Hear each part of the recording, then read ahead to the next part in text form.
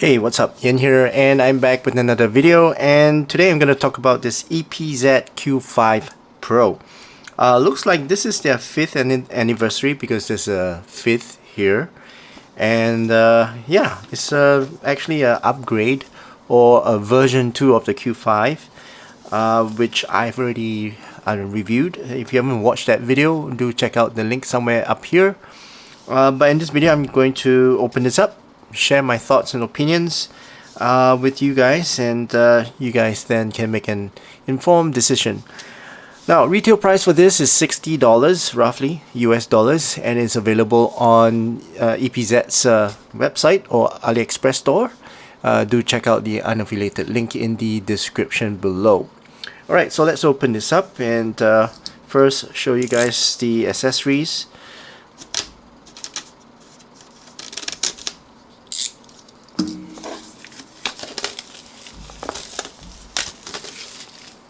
Alright, so this is single dynamic driver IEM, which is similar to the Q5. Alright, but this is it's got an upgraded dual cavity ceramic carbon nano dynamic driver. The diaphragm is an upgraded nano diaphragm from the Q5. Right, so this Q5 Pro, as you can see, it's got a graph at the back here. This graph is a little bit skewed. I'll show you my graph later. So let's go through the specs. It's got a frequency range of 20 to 20,000 Hertz. Let me just bring it closer. 20 to 20,000 Hertz. Sensitivity is 109 and impedance is 24 ohms. And also the pin type is now 0.72 pins. Previously it was MMCX. Okay. Alright, so let's remove the sleeve and I'll show you guys the inside. So this is very nice. First remove the IEM so that I can empty up the box inside. Okay, let's put the box one side and see. Oh, okay, so it comes with a carrying case, a whole bunch of stuff actually. Alright, so your usual user guide and QC check. Okay, and silicone. Well, I'm not going to eat that. And then a carrying case. So this is a hard shell, semi-hard, with zippers. Okay, I mean this is a pretty standard case, which I'm not going to go through. And of course, 3 pairs of silicone ear tips. These are stock ear tips, and that's it. And let's take a look at the cable. Cable, as I mentioned, is a 6N OCC cable. Very nice and black, silky, and yeah, 2-core. So this is a 2-core glossy cable terminated with a 3.5 headphone jack right here, and pretty thin. I would say it's a pretty thin cable, which is, well, good and bad. Good thing is it's not heavy, so it doesn't tug your IEM down when you're wearing it. Chin slider and Y split is here. It's gold in color. Same as its predecessors, but the design of the IEM is a little bit different. It's gold as well, but the shape of it is a little bit different. So this looks like a very nice gold and black piano black combination. Faceplate is gold, and you can see the EPZ branding on it, and then it's covered with, I would say, plastic. Yeah, plastic shrouding. And on the inside, it's quite smooth as well. There's no curves or unusual fins of any sort, right? And it's got a very nice big indication of left and right, and the nozzle is made of brass, if I'm not wrong. And that's it. On the top here is a 2-pin connector. So this is more of a small to medium size type of IEM, and it looks very elegant. Okay, very nice as well. So let's do the fit test. Okay, let's put on the ear tips. Alright, so I'm going to put it in my ear. So far it's alright. I mean, it's a little bit small for my ear, so there's quite a bit of room to wriggle, and it does wriggle a little bit. The nozzle is not too long. In fact, it's not long enough to, you know, reach all the way into my ear canal. So I got to like push it in a little bit, but other than that, it's alright. It doesn't push to the back of my ear, so it's not uncomfortable. It's not comfortable as well, but it's not totally uncomfortable. And for me to get a seal, I had to push it, well, in an odd angle so that it goes into my ear and give me a seal. But other than that, it's quite alright. At the back part here, it doesn't push against my inner ear, so doesn't give me any physical pain so far. Okay, so looks like fit is alright for me. Now let's listen to this. Okay, so I've got my favorite player right here. Let's plug it in. And let's put the Q5 Pro into my ear. Let's put these ear tips one side. Okay, so in it goes into my ear. And let's listen to it for the first time. Again, so when you, the thing is, in order to get a seal, I need to wriggle around with it, and you know, it's kind of annoying. It's not painful or anything like that, but it's kind of annoying. So this is my usual song, which is Vegas El Bandito by 23 Skidoo, and let's go, let's listen to it. So when I'm listening to this, in terms of technical performance, it sounds cleaner than the original Q5. The driver is, I can hear that it's much more resolute as compared to the original Q5. Soundstage wise is pretty narrow. I wouldn't say it's a very big stage, but it's not an intimate stage as well. So I would say it's pretty natural. Instruments, vocals, there's no vocals on this, but instruments are pretty naturally laid out and very, very well separated as well. Sound separation on this earphones is actually very good, and it's very clear. That's one thing I'm picking up from this earphones. Overall details on this is also pretty clear. It's just that there's a little bit of bass.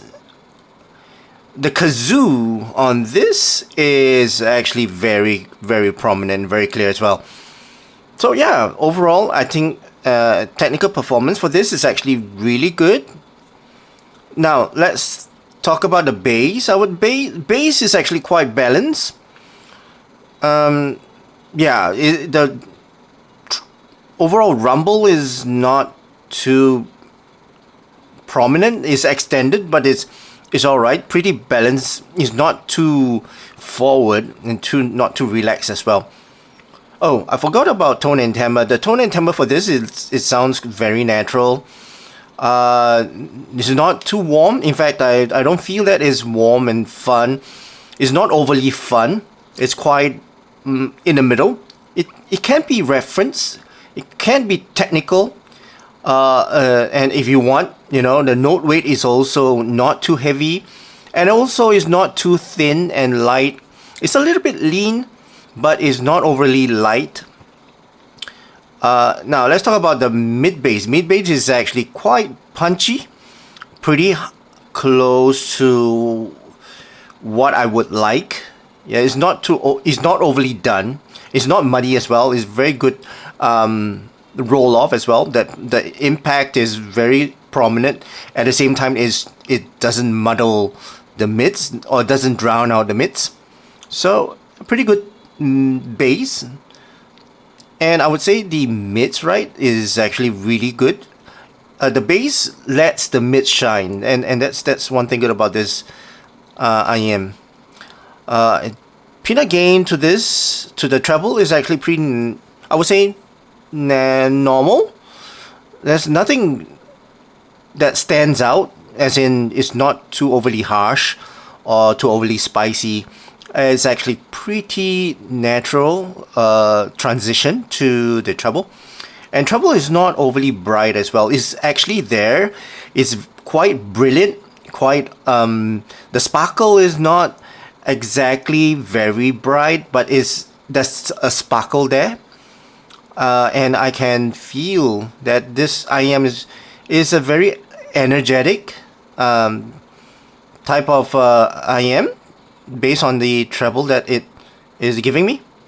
And yeah, it's pretty natural when it rolls off. I wouldn't say the treble is overly airy. It rolls off quite naturally as well. Okay, cool. Now, that's my overall listening session with this Q5 Pro, and I would say this is actually pretty well tuned. Is not unusual. There's no quirky treble or quirky bass. The bass is not muddy. Overall, a pretty balanced listening session.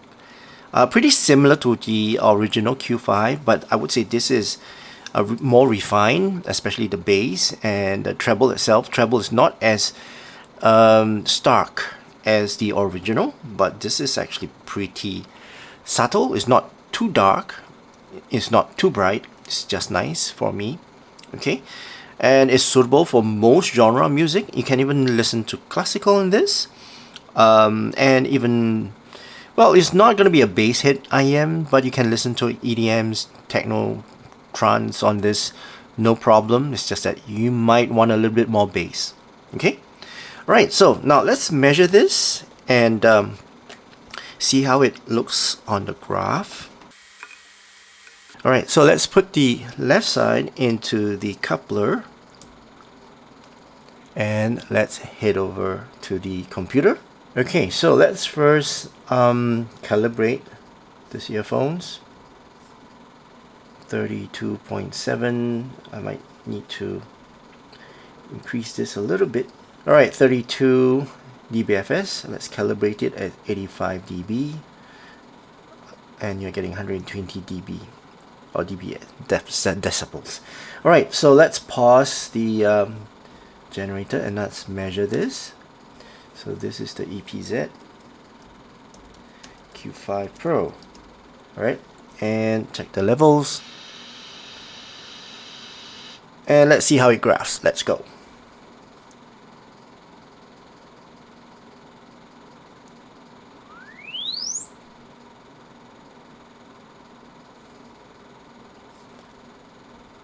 Okay, so this is the left side. Now let's take the left side out from the coupler and let's put the right side in. And let's measure the right side. Check the levels. And let's go.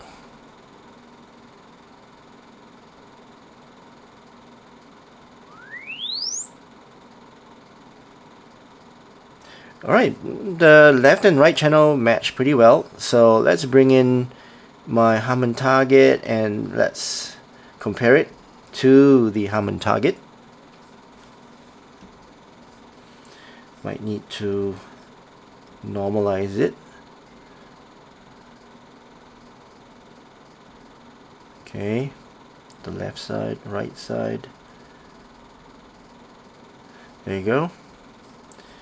There's a little bit of imbalance, but it's not a lot. Alright, so let's compare this to the Harman target and let's take a look at the graph. So I normalized it here. Now let's take a look at the bass, alright, the sub bass. Sub bass, as I mentioned, the sub bass rumble was quite extended and it's pretty true based on what I see on the graph, and it's quite a harmonish bass. So pretty close to this dotted line, which is the Harman target.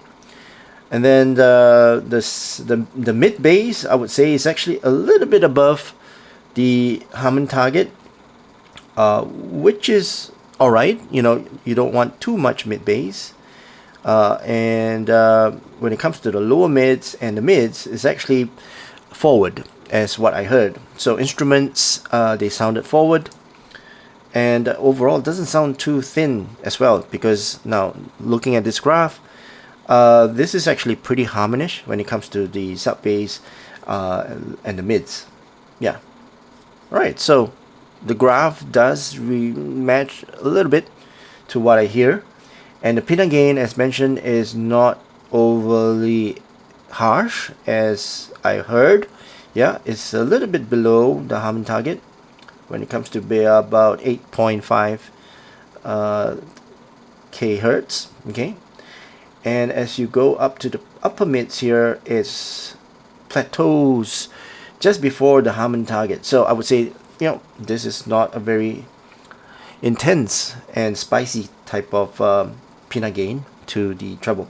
Now looking at the treble is actually pretty dark. Yeah, if you look at the presence, the Harman target is here, and it's about 4 dB below the Harman target. But you know what? I didn't feel that it sounded dark, which is a good thing. But yeah, it didn't sound dark to me as compared to the graph that I see here. I would say maybe because over here the bass is a bit light, so it gives a bit more room for the treble to stand out. Okay, but yeah, the treble is definitely not sibilant. Okay, looking at the 8K region, it's all the way dipped down, so very smooth treble, and it peaks back up here. This may be my coupler's characteristics, but it didn't sound like it peaked back up so high in terms of the brilliance, right? So it's actually pretty alright when it comes to the air of the treble, but overall it trails off very quite naturally. Alright, so that's the graph of the Q5 Pro. Now let's conclude. I would say $60. This is a pretty well tuned IEM based on what I heard and based on the graph that I see. In terms of accessories, I wish that it was a little bit more, but they do give the essentials, like this case, but maybe give a nicer case, and the ear tips maybe a better ear tip. This is more stock. So yeah, but in terms of sound department, I would say this scores a very high point for me. I like the tuning on this. It's not overly done. It's not to a niche market. It's more to everyday Joe like you and me. And you can listen to any song with this. You can also use it for editing if you are an content creator, or if you like performing. This is also a pretty good IEM to go for. Well, for gaming, watching YouTube or movies, I would say this is alright, but most of the time I would use this to listen to music. Yeah, music listening to me is still my fundamental, and I'm grading all these earphones based on music listening. Okay, so yeah, this is great for an all-rounder. I would say it can listen to most genre music, and for $60, I would say this is a pretty decent deal. Alright, and that concludes my overall review for this EPZ Q5 Pro. I hope you guys enjoyed watching this video. If you did, please give this video a thumbs up, and also please don't forget to subscribe to my channel. I hope you guys have a great day ahead, and I'll see you again in my next video. Cheers.